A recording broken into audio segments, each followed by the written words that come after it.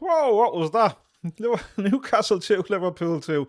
A rather poor performance on Liverpool, I thought. Welcome to Fans Banter. Welcome to our rather late match reaction. The day after the morning after the day before, if you want to put it that way. Yeah, there's a movie title in there somewhere. I know there is.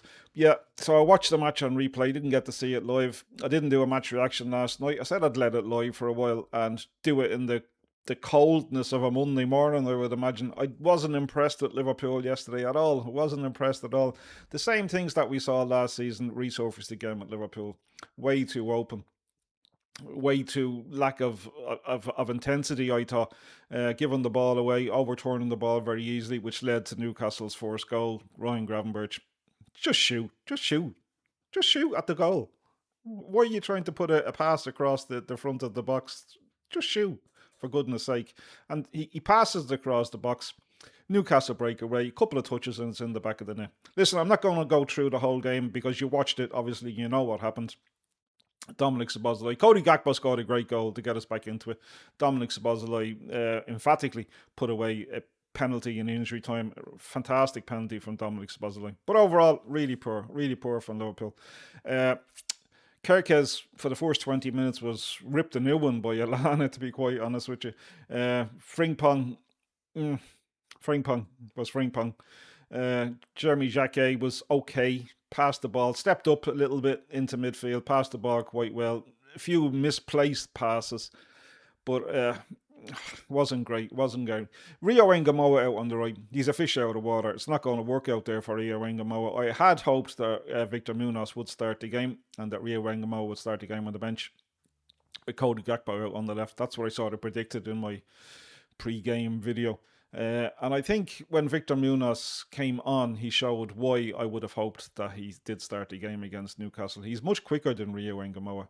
He's much more direct. And the fact that he's much quicker and much more direct won us the penalty right at the very end because he was quick to react to the ball. He slipped it past the defender. Defender caught him on the thigh. He went over. Penalty, Dominic Szoboszlai, boom, right into the keeper's right into the roof of the net. Fantastic penalty that stage of the game. But yeah, very poor. Isak, I thought, was anonymous for most of the game. Look, he would have expected to be booed every single time he touched the football, and he was.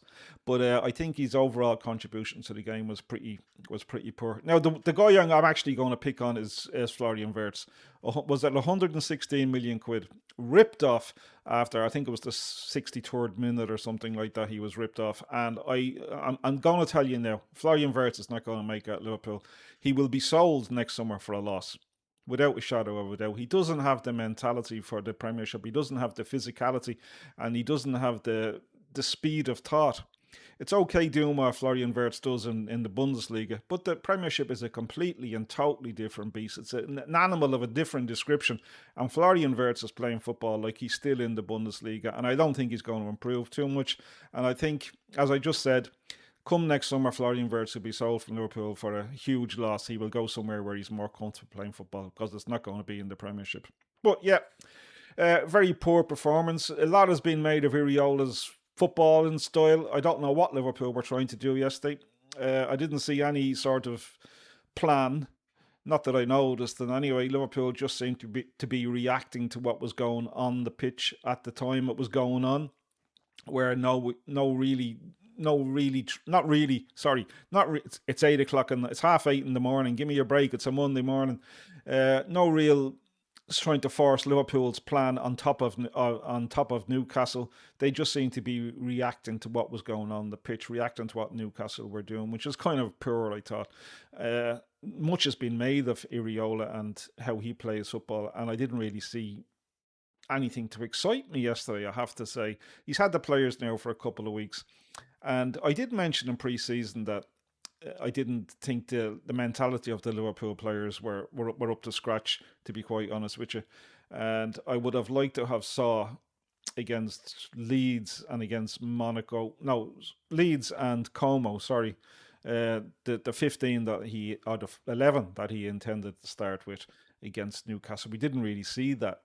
We've seen bits and drabs of it, but not really the main guys that will be playing. And I think it showed yesterday that first 11 have played absolutely no football together whatsoever.